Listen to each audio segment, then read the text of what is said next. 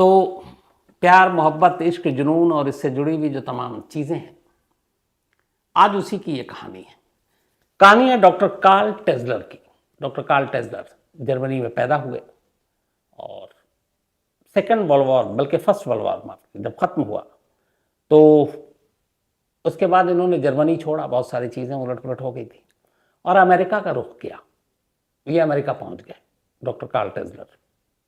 इनके साथ एक दिक्कत थी, बचपन से इन्हें एक सपना आता था और उस सपने में एक काले बालों वाली लड़की आती थी, बेहद खूबसूरत, और ये सपनों का सिलसिला बरसों चला।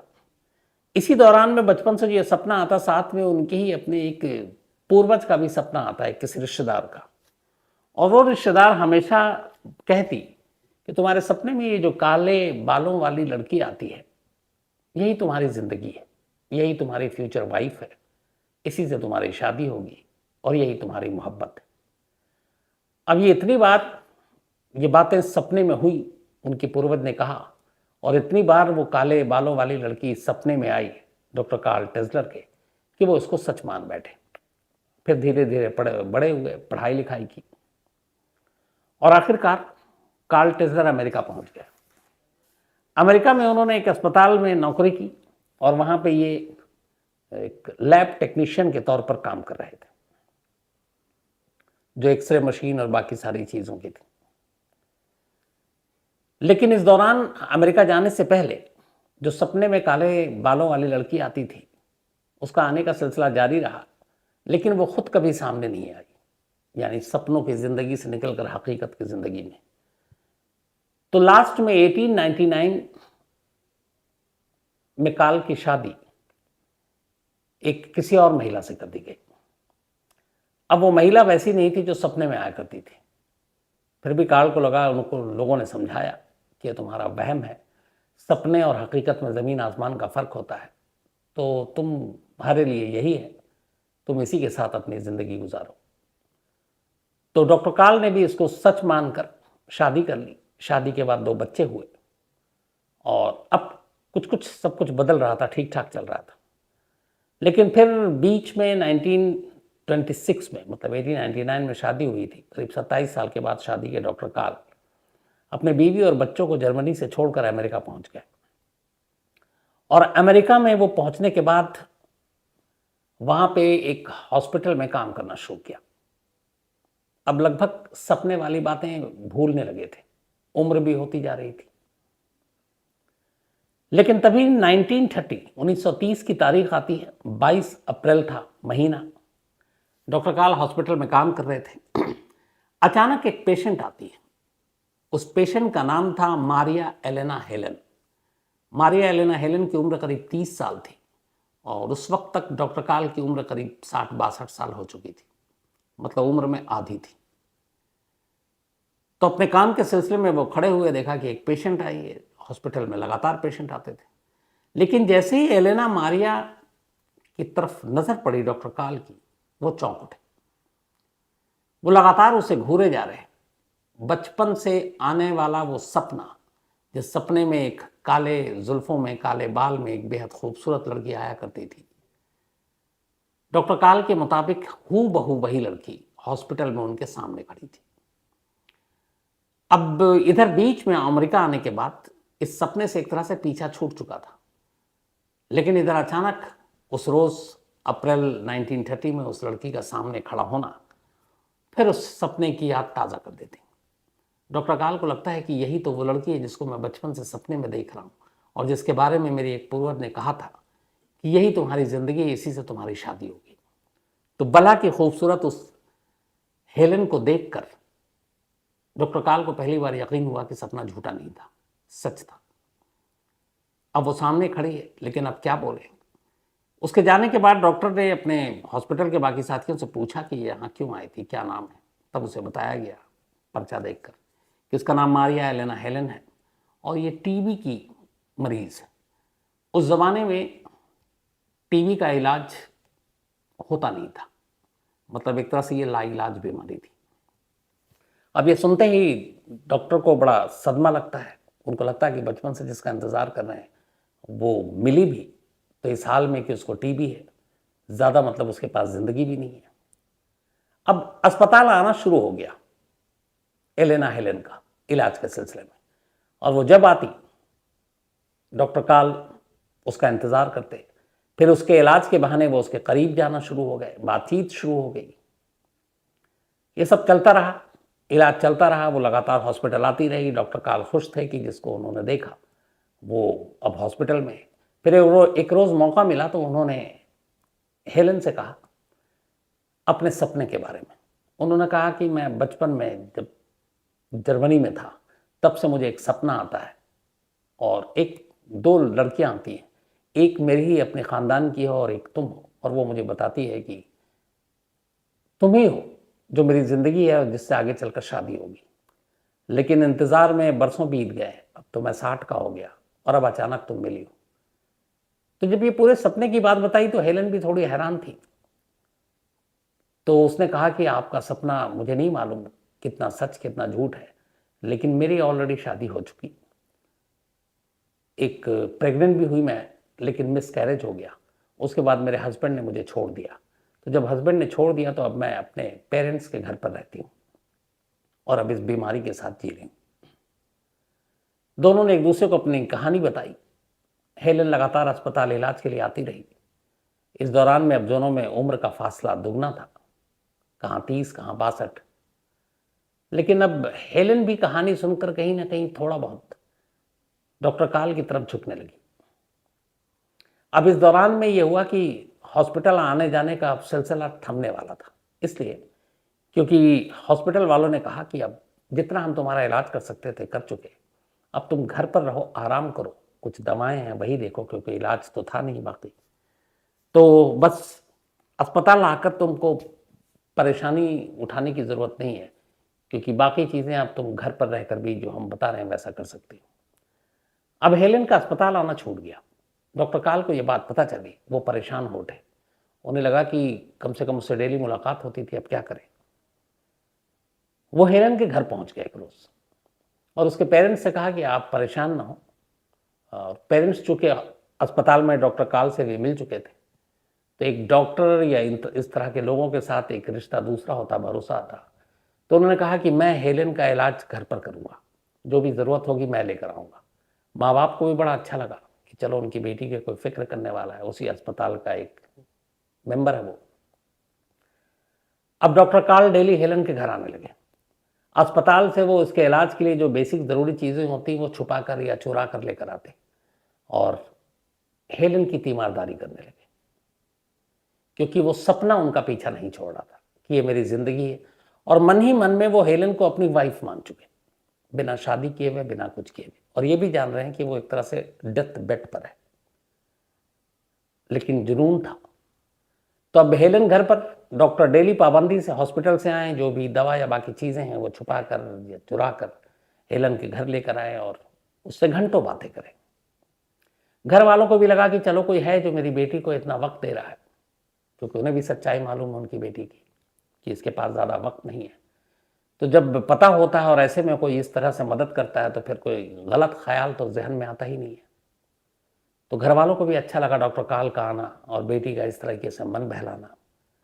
तो ये सब चलता रहा, लेकिन फिर हुआ यूं कि 22 अप्रैल 1930 को पहली बार मुलाकात हुई थी डॉक्टर काल की हॉस्पिटल में हेलेन से, और इसके बाद करीब सवा साल बीता होगा। 25 अप्रैल 1931, 25 अप्रैल 1931 को आखिरकार वो हुआ जिसका डर था। हेलेन की मौत हो गई उसी टीबी की वजह से। अब जब मौत की खबर मिली डॉक्टर काल को, वो बदहवास हेलेन के घर पहुंचे। उन्हें कुछ समझ में नहीं आ रहा, क्योंकि बचपन से जिसे सपने में देख रहे हैं, जिसका इंतजार किया बरसों, वो मिली भी तो सिर्फ साल सवा साल के लिए, और अब उसकी मौत हो गई। डॉक्टर काल ने घर वालों से बड़ी ये कहा गुजारिश के साथ कि हेलेन का अंतिम संस्कार मैं करना चाहता हूँ, इसका जो भी खर्चा होगा मैं उठाना चाहता हूँ। घर वालों को लगा कि ये बहुत ज़्यादा ही करीब था, मानता था, उन्हें भी कोई आपत्ति नहीं हुई, और ऐसी चीज़ों पे क्या ऑब्जेक्शन। इसके बाद डॉक्टर काल ने उसी शहर में अमेरिका के एक जिस कब्र में दफनाया गया, वो बड़ी सी कब्र बनवाई और उसके बाद वहाँ दफन किया गया। और अब उनका रूटीन ये हो गया कि अगले दिन हर दिन वो घंटों आकर कब्र पर बैठ जाते और कब्र के पास बैठकर और अकेले में ही बात करना शुरू। ऐसा लगता कि जैसे हेलन से बात कर रहे हैं। अब शुरुआत में है हेलन के घर वाले भी आते उस कब्र पर फूल चढ़ाने के लिए।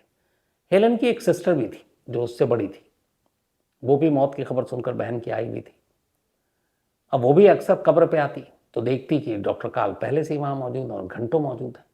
घर वालों को बड़ा अजीब लगा, लेकिन फिर लगा कि शायद ये कुछ मतलब ज्यादा ही इसे सदमा पहुंचा है। धीरे धीरे वक्त बीता, परिवार का कब्र पर आना कम होता गया हेलन के, लेकिन डॉक्टर काल लगातार आते रहे। 2 साल बीत गए। 2 साल तक कब्रिस्तान जाना, कब्र के पास बैठकर हेलन से बात करना, ये सब कुछ जारी था। लेकिन फिर 2 साल बीत गए। 1933 आ गया।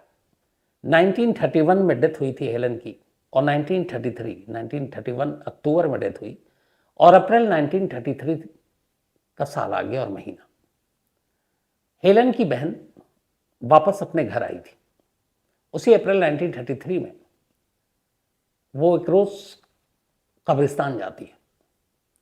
वहां जाती है तो नॉर्मल फूल वूल चढ़ाती है, इसके बाद अगले कई दिन तक वहां रहती है तो जाती है। लेकिन उसे एक चीज़ बड़ी अजीब लगती है। वो पूछती है अपने घर वालों से, क्या है मैं इतनी बार अब कब्रिस्तान गई आने के बाद 2 साल बाद डॉक्टर काल को वहां नहीं देखती हूँ, जबकि वो लगातार महीनों वहां पे डेली बैठे रहते, घंटों बातें करते हैं, माँ बाप से भी पता चलता है। तो डॉक्टर काल ने कब्रिस्तान आना क्यों छोड़ दिया? घर वालों को लगा कि शायद वक्त बीता तो जख्म भी जो है भर गए होंगे। लेकिन हेलन की बहन को शक हुआ। उसने कहा कि जो मैंने उसकी आंखों में जुनून देखा, जो जज्बा देखा, मुझे नहीं लगता कि वक्त के साथ उसके जख्म भरे होंगे। 2 साल बाद लेकिन कब्रिस्तान ना आने का मुझे वजह समझ में कुछ नहीं आ रही। घर वालों ने कहा ये तुम्हारा वहम है। कौन वो उसका कौन सा अपना था या फिर उससे रिश्ता था, हॉस्पिटल में इलाज कर रहा था, बस इतनी सी बात थी। लेकिन हेलन की बहन ये नहीं मानती। वो कई बार फिर कब्रिस्तान के चक्कर काटती है। कब्र भी वैसी ही बनी हुई है, लेकिन डॉक्टर काल नहीं आ रहे। उसने हॉस्पिटल में पता किया कि डॉक्टर काल अब भी है। पता चला कि हाँ है और हॉस्पिटल आ रहे, लेकिन कब्रिस्तान नहीं आ रहे। उसे लगा कुछ गड़बड़ है। फिर उसने कहा कि चलो मैं सच्चाई का पता करती हूँ। और एक रोज हेलन की बहन डॉक्टर काल के घर पहुंच गई, लेकिन वो वहां पे थे नहीं। अब उसके बाद उसे लगा कि चलो कहीं वो छोड़ छाड़ कर चले गए हों या कुछ और होगा, मेरा ही वहम है। बात आई गई हो गई। दरवाजे पे ताला था। फिर वो बहन अपने वापस लौट गई। धीरे धीरे वक्त बीता। अब 33 से 38 आ गया, 1938। बहन फिर आती है, फिर कब्र पर जाती है।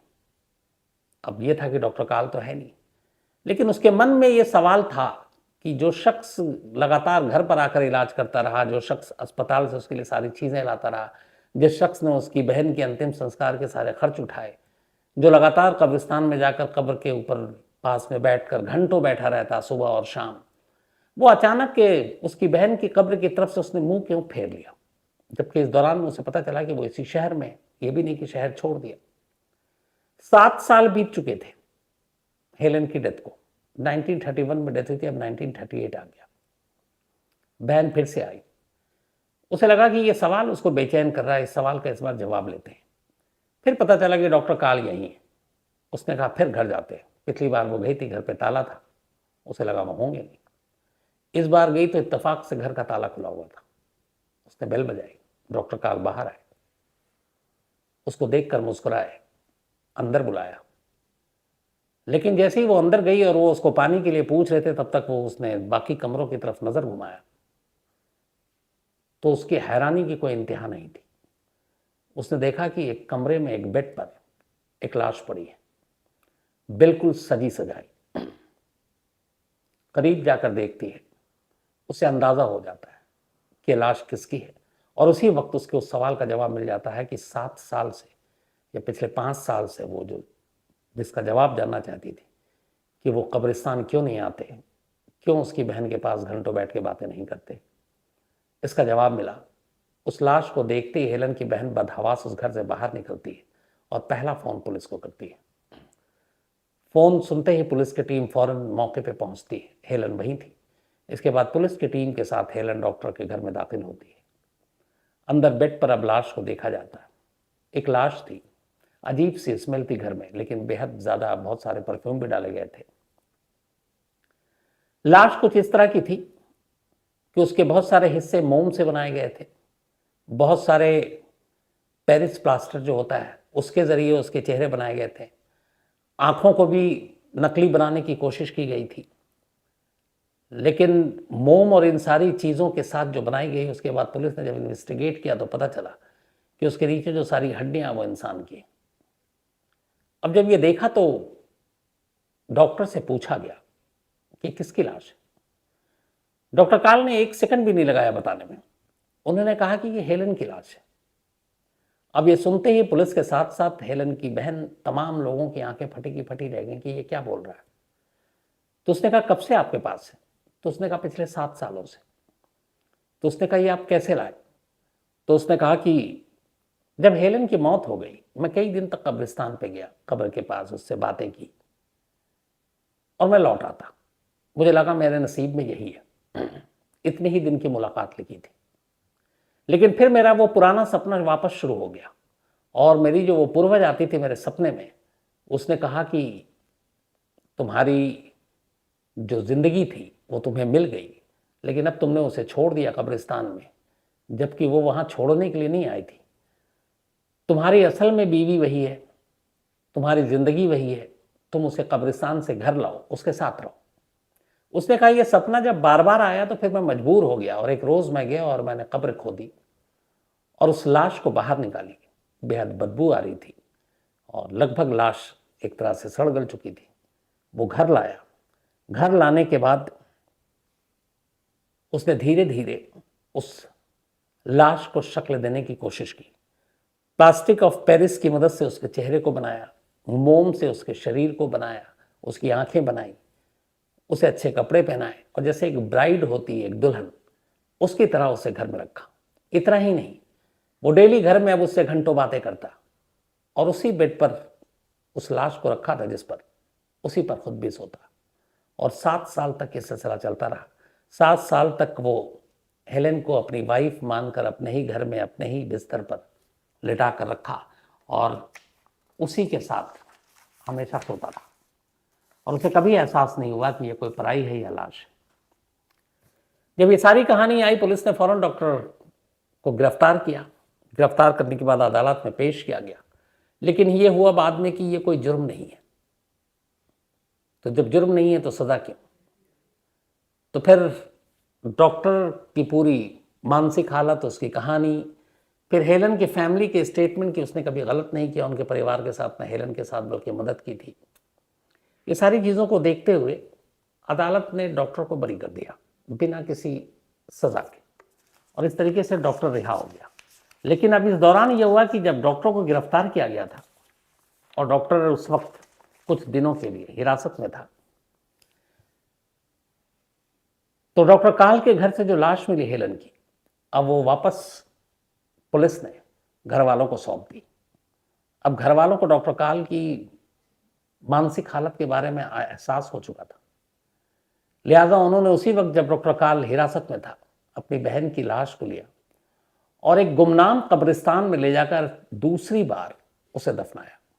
लेकिन इस बार हेलन को कहां दफनाया, यह सिर्फ फैमिली के चंद लोगों के अलावा किसी को नहीं मालूम था और उसकी वजह यह थी, एहतियात इसलिए बरती गई ताकि डॉक्टर काल तक इसकी खबर ना पहुंचे, वरना हो सकता है वो दूसरी बार भी उस कब्र से लाश को निकाले और कहीं लेकर चला जाए। तो उस लाश की हिफाजत के लिए हेलन के घर वालों ने दूसरी बार जब लाश को दफनाया तो बताया नहीं कि किस जगह दफनाया और ये राज हमेशा ही राज रहा। 1938 में ये सब कुछ हुआ। उसके बाद करीब 14 साल तक डॉक्टर काल और जिंदा रहे। 3 जुलाई 1952 को डॉक्टर काल की मौत हो गई। कहते हैं कि मौत से पहले भी उस सपने ने पीछा नहीं छोड़ा और कहते ये भी हैं कि डॉक्टर काल ने बाद में पूरी कोशिश की कि हेलन की लाश किस कब्रिस्तान में दफनाई गई है, उसकी कब्र कौन सी है, लेकिन पता नहीं चला और एहतियात इतनी बरती गई थी कि हेलन के घर वालों ने जिस कब्रिस्तान में या जो दफनाया जो कब्र, तो उसके ऊपर नाम तक नहीं लिखा था। आमतौर पर वो लोग लिखाते हैं लेकिन नाम भी नहीं लिखा, इसलिए कि कहीं उसके ज़रिए डॉक्टर काल वहाँ तक पहुँच ना जाए। तो इस तरीके से ये कहानी ख़त्म होती है।